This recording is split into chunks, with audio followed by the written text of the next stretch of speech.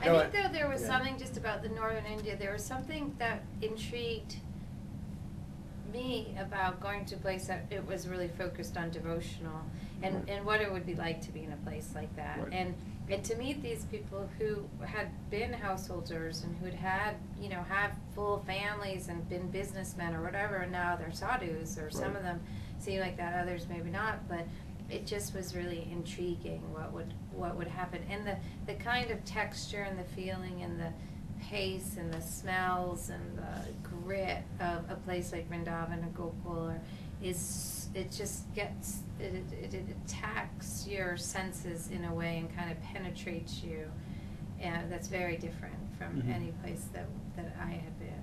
Would you say that really is sort of the essence of the yogic experience, is to actually go and feel that?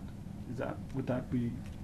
I don't know. Would that be something that you would characterize, or I guess I just think, well, I don't know about you, but like the yogic experience is such a broad concept these days, and I think that was what I came out of it. I mean, there isn't an essence that's best for everybody. I think if you were to say like that you wanted to, I mean, maybe if you wanted to say, look, I want to look into the spiritual heart of India, this kind of the Krishna part of Hinduism, which is really intensely devotional and about love of God, then that would be the place. But maybe that's not what you're looking for, maybe it's Pune and it's practicing with Iyengar, or maybe it's staying in New York City and going to Dharma Mitra or something. Right, or whatever. It's just it kind of the essence of your experience is what. What were some real memorable, poignant moments for you while you were in, or through this experience? It doesn't have to be India, or I mean, there's a whole range of them. It was a really challenging trip and a really incredible one. So there were moments on both sides that were quite poignant. Certainly, our meeting with Guru Sharanananda at the end, that was a really special meeting. But there was moments with all different teachers. It was just kind of like a moment where it felt like they were just saying something to us that seemed really special, or that we were lucky to hear it. And it could be something like Norman just cooked us a great pumpkin curry that we got to sit down and eat, which got cut from the film. Or like even Dharma Mitra in New York, who's so sweet, and you just kind of smile hanging out with him. I think for me personally, it was a long journey, and there was a lot going on, and there was a lot at risk, and I really had to wrestle with a lot of my expectations, and Nick and I had conflict between, and I think I put a lot of pressure on him at times. And so there was moments where I felt along the way like I had no idea how this would all work, or would feel lost, and then feel like, oh, maybe we have something here. So, and then for me, the journey really went on for a couple more years than Nick in the edit room. Right. It was really quite a significant one. So it was pretty jam-packed, I have to say. Even though it took about 4 years to get this done. Yeah, it's been a big learning, growing process for me. And you've got about, 500, 800 hours of footage? We've over 500 hours of footage. So I think we may have the largest comprehensive yoga library in the country. That's amazing. And most diverse in terms of gurus. Yeah. Yeah. That's a great achievement. Thanks. So, Nick, your poignant moments.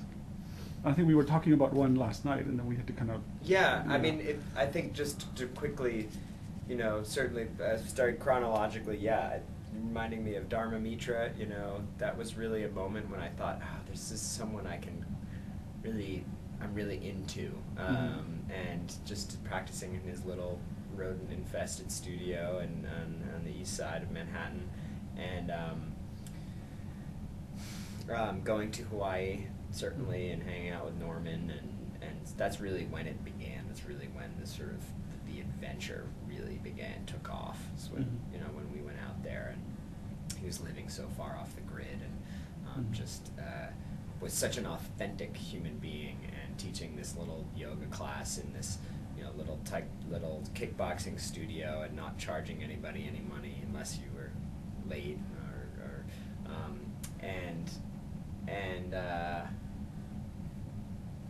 and I remember being so exhausted and spent at that point, like on our way to India, and just having to kind of, I guess that's really where like my body started to reset. You know, we started to really get into it, but in India is really where I think Kate and I were like, just our tension between us was just building and building and building, and that was, in retrospect, that was good in a way for me personally, just because it pushed me into this space. I mean, I'm not sure if the yoga would have done it alone for me. I mean, it is a great form of meditation, but it also helps when you've got something intense going on in your life otherwise, outside of the yoga studio, to really be pushing you in a certain direction. And you know, I benefited from it quite a bit. I hope that's apparent in the film. Just from that experience. And it really is, actually. I mean, okay. Even though I felt like, even though you know maybe you're not practicing yoga as much. Yeah, that's hardly the point. It's not the point. I think Yeah. the point is that maybe you were enlightened, and maybe maybe your skepticism maybe kind of overshadows it, but maybe you were in a certain way enlightened, Yeah, from I that would say experience. so. I mean, enlightenment, I can't imagine it's this, catastrophic event, and Right. that it's necessarily totally life-changing. It's just every year we get a little bit more enlightened. It's called Right. growing up, and some years are way more potent in their delivery of enlightenment than others, and that year was quite a bit for me. Right. Largely based on the experience of the film and doing the yoga. So. Well, I thank you very much for giving me the time. Thank and you. So nice to have you come Yeah. out and see the film. Thank you. I love the film, and I wish you all success, and I hope a lot of people watch it. Awesome. Thank Thanks you. a lot. Thank you.